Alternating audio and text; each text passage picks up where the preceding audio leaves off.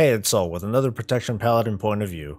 Today I'm going to show you how I tanked Sisters of the Moon in the heroic Tomb of Sargeras. The loadout I used includes Blessed Hammer, First Avenger, Fist of Justice, Blessing of Spell Warding, Hand of the Protector, Judgment of Light, and Righteous Protector. There is pretty consistent melee damage, but at the same time there are a lot of special abilities that use some sort of magic component. Using the Soul of the High Lord legendary might be a good idea, but that's not what I went with. Instead I went with the Heathcliffs. I also went with Storm's Resolve for the double heal, and here's why. The damage that goes onto tanks alone is pretty manageable between different dots, things you need to run in and out of, and just general melee hit you in the face. Some of the surprises during the fight will come from your healers as well as the other players. There are certain mechanics in the fight that'll cause the healers to pay less attention to you and onto everyone else. Sometimes you'll get surprised or you'll be put into a bad situation, so the double heal really helped. Otherwise, this fight is not so bad to execute on, so let's just get right to it. We start by pulling the boss wherever we feel like. We just happen to pull it right where they're standing. Right when you start this fight, you'll get a debuff called Lunar Suffusion. It's going to make you take more arcane damage by 3% and it stacks. This is going to keep going until you trigger something called Astral Purge. In order to do that, if you look at the room, it's slowly going to turn from white to black, kind of like the moon. No shit, right? When you walk over to the dark side, you cleanse all stacks of Lunar Suffusion, and instead you start to gain stacks of Umbra Suffusion, and vice versa. Basically, you're going to get one debuff or the other depending on where you're standing. This is something important to keep an eye on. There are certain abilities that do a lot of shadow or arcane damage, and if your stacks of one or the other debuff are too high, you're going to get pretty jacked up. For the most part though, just try to keep your stacks below 7 or so, and you'll be fine. There are periods where there are kind of long gaps in your opportunity to cleanse the debuff. It's those moments where you either want to just tell your healers to keep an eye out, to pop a personal cooldown, or to do a tank swap if it's possible. The first boss you fight is Huntress Casparian. The only thing you care about from this one is an ability called Discorporate. It's a tank swap debuff that makes you very hard to heal. To get rid of this though, you just need to run to your opposite color, whichever that is, and it goes away. One of the bosses does an ability called Incorporeal Shot. This is a big line that appears between one of the bosses and a player. The targeted player is going to take a very large amount of shadow damage. Your two best bets are if the targeted player can, they can just pop an immunity. Otherwise, you want to have the team positioned on that line so they can share the damage that's incoming. You can do so too if you want, but keep an eye on how high your shadow debuff stacks are if you have any. If your stacks aren't too high and it's kind of a matter of life and death, it might be a good idea to jump in and give them a hand. The unpredictable damage that you're going to look out for comes from Priestess Lunaspire, who is also inactive during this phase. She's going to throw a shield on a friendly target, who in this case is going to be the Huntress. She can throw the shield on another target during phase 2 as well, so keep an eye out for that. It's pretty obvious looking. Breaking the shield is incredibly important. Basically, any remaining health on the shield will be returned as damage to all players. On top of that, players are going to be afflicted with an Absorb Shield. This will absorb a high amount of healing, and just like before, if there's any of the shield left, it's going to explode, not for all players, but just players within 8 yards. This is what I'm talking about when it comes to unpredictable, somewhat unavoidable damage that you might be taking. It's a little bit hard to tell just how much damage you're going to be receiving as soon as either of these shields expire, if they ever do. But that's why I was rolling Storm's Resolve, just so I can make sure I have an extra heal handy. This actually does explain most of the fight for tanks, but I'll be going through the other phases really quick. So once Huntress Casparian goes down to 70%, phase 2 starts and the captain comes out. The main thing to look out for is that this boss summons an ad, and you want to kill this thing very quickly. The new ability that you see here is called Glaive Storm. Again, it's just a giant glaive, and then it explodes to smaller glaives, and then it explodes again to smaller glaives. Again, just do your best to avoid damage, but at the same time, the inactive ads will kind of bounce around to perform their abilities. The fight gets a little bit hectic over time, and it's pretty easy for a situation to happen where a cat will just kind of bounce around really close to you, and all of a sudden a big glaive will start barreling over.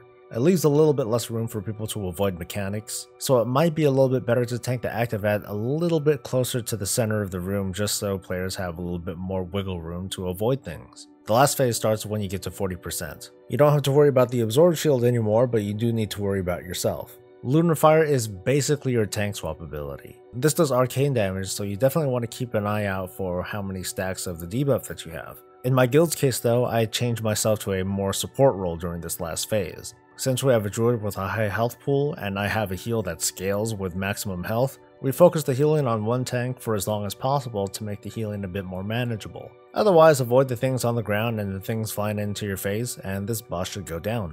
Of course, I'm going to leave the full fights with complete banter available for you to listen and watch. That's going to be it for me. Support the channel the best way you know how, and I'll see you in the next video. I'm Soul. Stay breezy, guys. It's alright, I'll just do it without a helmet. Repair bot, what's up, dude? You need a repair? Yeah. Must have missed it from the lag. Beware. Beware. It's Moon. Go for it.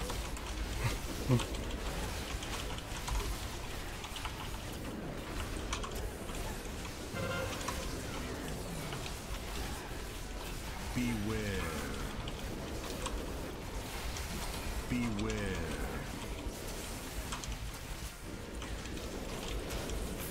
4, 3, 2, 1.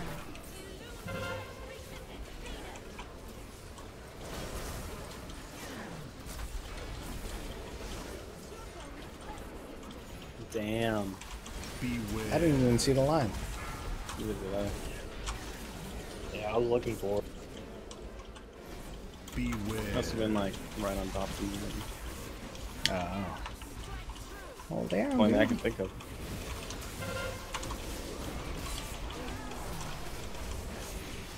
Beware.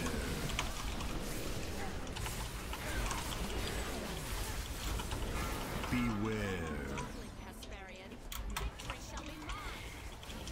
Lust. Beware. Cleanse, by the way. Bird. Beware.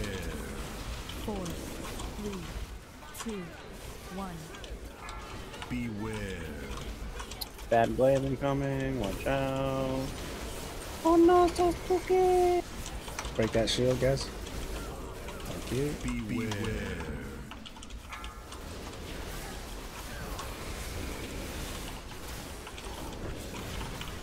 Beware.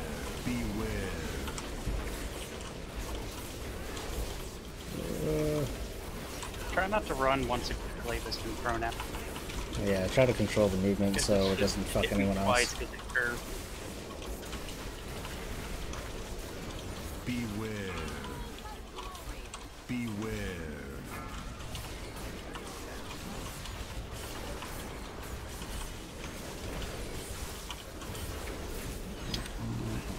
Four, three, Well, we're close to the boss that throws the glaive, so be careful. Beware.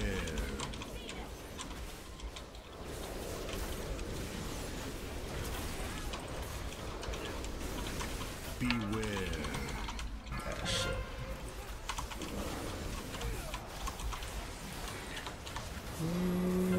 Beware. Beware. Yeah. I don't know if you guys want to make sure that the boss isn't like right on the cat chick whenever she's about to throw the glaive. 'Cause it doesn't give you any time to react. She does jump around. Can be terrible. I said but when we she's can't right mark on them. to throw the glaive. Beware. Beware.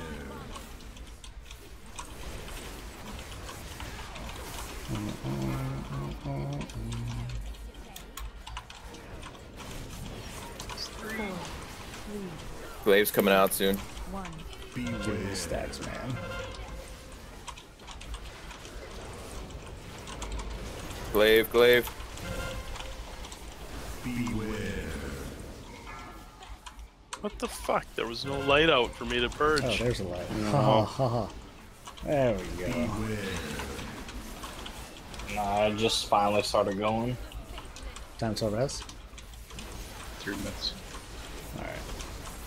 Tough it out, guys. That crawler. Figure it out if you can.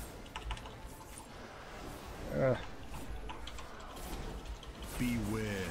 Beware. I'm gonna taunt.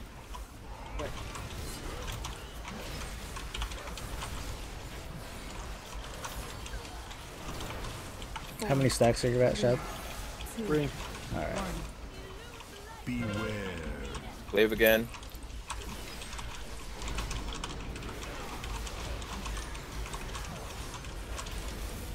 Beware. On you. Beware. Just let me hold it until I die. Alright. Where are you gonna interview?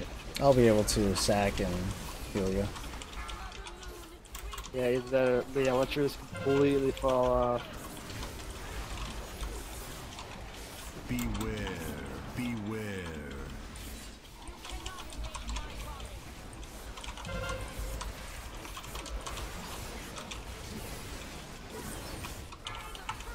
Four, three, two, one. Beware. You immune that? Lock muting. Glaives are still out. Beware. Careful.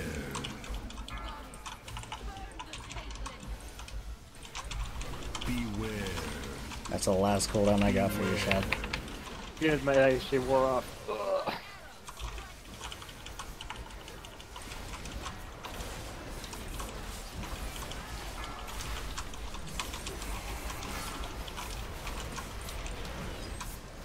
If you can get an external on Shad, that'd be cool. Beware. No, I'm good. Yeah, that Buddha Fire wore off. Oh, okay, cool. Oh, it does wear off. Well, shit. Yeah, sometimes she reapplies it, but she didn't reply for 30 seconds. So I don't know how that works. 4, 3, 2, 1. Beware. I'm gonna mute it. Alright. Beware. Glaives, guys.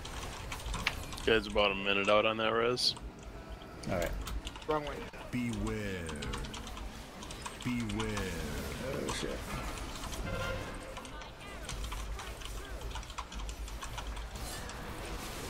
I sacked you again. Yeah, that was nice. Hold on, for the reset. Beware. Beware. Glaives on Shad. Oop, I'm gonna get it, but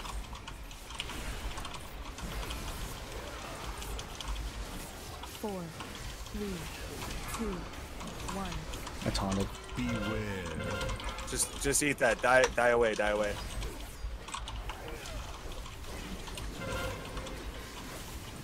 Glaives. Beware. Shut up, man. Nice job. Oof. Yeah. Ah, that was fun. Just fucking throw it up. Yeah. Fucking easy.